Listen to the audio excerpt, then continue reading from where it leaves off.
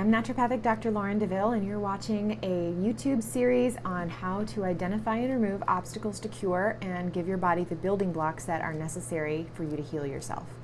So today's obstacle to cure is on mental emotional toxins and specifically anxiety. So whenever I see somebody who has anxiety, I ask 4 questions, either to myself or to them, whatever seems appropriate. So what we need to do is figure out why it's there in the first place. Is the problem hormone balancing or imbalance, as the case may be? Is the problem neurotransmitter imbalance? Is the problem in your thinking, or is the problem in your circumstances? And it might not necessarily be only one of those. It might be a combination, and in many of the most complicated cases it is. So even if you have a family history of anxiety, that doesn't mean that you're completely doomed to repeat it. If you do have that, then chances are you've got some of that neurotransmitter imbalance that is contributing. And that usually goes back to genetic mutations that prevent your body from eliminating and balancing your neurotransmitters the same way that they should be able to do. So you're not going to be able to change the genes, at least not yet, but what you can do is give the building blocks that are necessary in order for those genes to stay as balanced as they possibly can.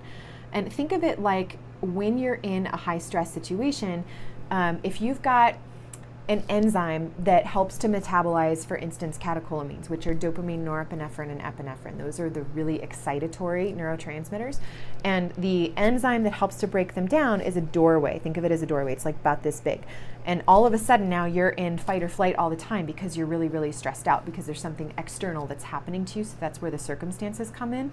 Now all of a sudden you get this bottleneck. You've got all of these catecholamines that are trying to get broken down and trying to get out this tiny little door. It's not going to work very well. What you need to do is widen the door, and you do that by helping the enzyme to work better.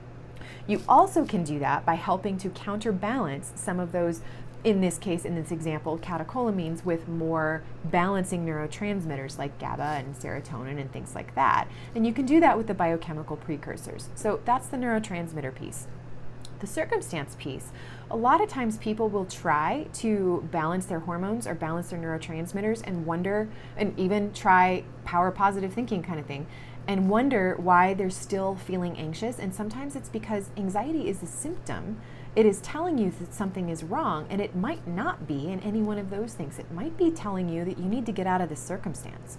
If you're in an abusive relationship, if you're in a really bad job, if you are in, you're wondering how you're going to make ends meet. If it's things like that, then that's telling you the problem is in your circumstances, and that's where you need to focus the bulk of your time in trying to adjust that. But it might be that you're doing just fine, your hormones panel looks great, and your neurotransmitter panel looks okay, and even your genetic profile looks okay. You don't have any family history of it, and yet you have these pervasive thought loops that are constantly keeping you stuck, and you're always looking at the worst possible scenario. So in neuroscience, we know that it takes between 21 and 60 days in order to form a habit. Thought loops are habits. They definitely can end up becoming an ingrained pattern of the way that your brain perpetuates a process, it perpetuates a thought, always looking at the worst possible scenario, being really anxious about, what happens if this happens or this or this or this.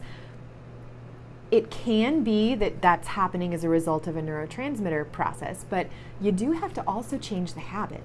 And that you can do by arresting the process. This is why Scripture tells us to take our thoughts captive. Not like it's easy. It definitely does take a lot of work and a lot of practice, but we can do it.